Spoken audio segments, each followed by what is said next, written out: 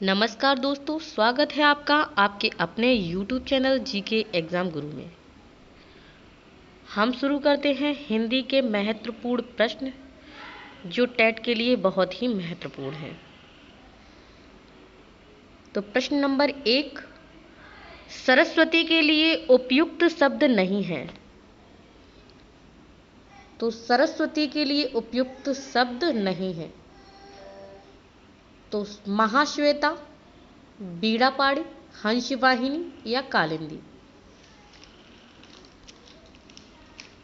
तो महाश्वेता सरस्वती को कहा जाता है, बीड़ापाड़ी ये भी सरस्वती का ही नाम है, हंसवाहिनी भी सरस्वती के लिए प्रयोग किया जाता है। लेकिन जो ऑप्शन डी कालिंदी, कालिंदी शब्द का प्रयोग सरस्वती के लिए नहीं किया जाता है। तो ऑप्शन सही होता है डी, सरस्वती के लिए उपयुक्त शब्द नहीं है तो कालिंदी, क्योंकि कालिंदी यमुना का पर्यायवाची शब्द है। कालिंदी यमुना को कहा जाता है। नेक्स्ट क्वेश्चन, दुर्गम का सही पर्यायवाची नहीं है। तो दुर्गम का सही पर्यायवाची नहीं है। तो अगम्य, निर्गम, विकट और कठिन, इसमें से कौन सा दुर्गम का सही पर्याय नहीं है? तो दुर्गम का पर्याय नहीं है निर्मम।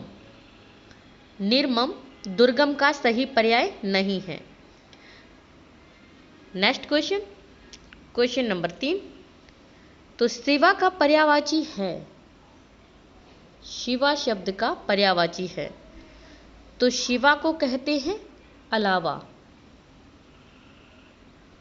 अलावा कहते हैं शिवा को। तो शिवा का पर्यायवाची क्या हुआ? अलावा। Next question, question number 4, Naresh शब्द का पर्यायवाची है। तो नरेश शब्द का पर्यायवाची है तो दिलेर, नरपति, विरल और गरल, इसमें से कौन सा नरेश शब्द का पर्यायवाची है? तो नरेश को कहते हैं नरपति। नरेश शब्द का पर्यायवाची है नरपति। नेक्स्ट क्वेश्चन, क्वेश्चन नंबर 5, कौन जीवन का सही अनेकार्थी शब्द नहीं है? तो जीवन का अनेकार्थी शब्द नहीं है। जल, प्राण, जिंदगी, जड़, तो इसमें कौन सा नहीं है? तो जल जीवन का पर्यायवाची शब्द है या जीवन का अनेकार्थी शब्द है जल। प्राण भी जीवन का अनेकार्थी शब्द है, जिंदगी भी जीवन का अनेकार्थी शब्द है। तो जल, प्राण और जीवन, वो जिंदगी, ये सभी जीवन के अनेकार्थी शब्द हैं। लेकिन जड़ जीवन का अनेकार्थी शब्द नहीं है। तो जीवन का सही अनेकार्थी शब्द नहीं है जड़। तो ऑप्शन सही होता है D. Next question, question number 6, जिन शब्दों में एक से अधिक अर्थ होते हैं उन्हें क्या कहा जाता है? तो जिन शब्दों में एक से अनेक अर्थ होते हैं उन्हें कहा जाता है अनेकार्थी शब्द। अनेकार्थी शब्द जिनके एक से अधिक अर्थ होते हैं। नेक्स्ट क्वेश्चन, भक्ति का अर्थ नहीं है। तो भक्ति का अर्थ नहीं है तो श्रद्धा को भक्ति कह सकते हैं, सेवा भी भक्ति का ही एक रूप है और पूजा ये भी भक्ति के रूप है। तो श्रद्धा, सेवा, पूजा ये तो भक्ति के रूप हैं, लेकिन कविता भक्ति का रूप नहीं है। तो ऑप्शन सही होता है डी, भक्ति का अर्थ नहीं है कविता। नेक्स्ट क्वेश्चन, क्वेश्चन नंबर 8, कष्ट का अर्थ है। तो कष्ट का अर्थ है, कष्ट का अर्थ होता है शारीरिक असुविधा। कष्ट का अर्थ होता है शारीरिक असुविधा। नेक्स्ट क्वेश्चन, क्वेश्चन नंबर 9, अनुभवातीत का मतलब है।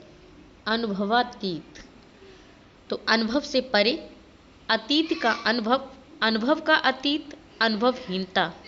तो अनुभवातीत का मतलब होता है अनुभव से परे। अनुभव से परे अनुभवातीत। नेक्स्ट क्वेश्चन, क्वेश्चन नंबर 10, दिए गए प्रश्नों में भिन्न अर्थ वाला शब्द है। तो भिन्न अर्थ वाला शब्द है आत्मजा, नंदिनी, भार्या, कन्या। तो इसमें से कौन सा भिन्न अर्थ है? तो भार्या भिन्न अर्थ होता है और आत्मजा, नंदिनी, कन्या ये बेटी के रूप हैं कन्या के। नेक्स्ट क्वेश्चन, क्वेश्चन नंबर 11, संध्या और रात्रि के समय को क्या कहा जाता है? तो संध्या और रात्रि के समय को रात, शाम, सांझ और गोधूली। तो संध्या और रात्रि के समय को कहा जाता है गोधूली। गोधूली संध्या और रात्रि के समय को कहा जाता है। नेक्स्ट क्वेश्चन, क्वेश्चन नंबर 12, मोक्ष की इच्छा रखने वाले को कहा जाता है मुमुक्ष, मुमूर्षा, मुमूर्ष, मुमुच। तो मुमुक्ष कहा जाता है, मोक्ष की इच्छा रखने वाले को कहा जाता है मुमुच। नेक्स्ट क्वेश्चन, क्वेश्चन नंबर 13, जो पढ़ा ना जा सके के लिए एक शब्द है।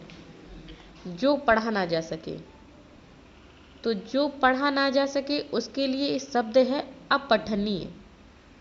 जो पढ़ा ना जा सके उसके लिए एक शब्द है अपठनीय। नेक्स्ट क्वेश्चन, क्वेश्चन नंबर 15, 14,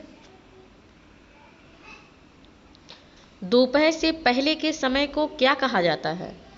तो दोपहर से पहले के समय को कहा जाता है पूर्वाहन। पूर्वाहन कहा जाता है दोपहर के पहले के समय को। तो दोस्तों, अगर आपको ये वीडियो अच्छा लगा है तो कृपया इसे अधिक से अधिक शेयर करें और लाइक करें।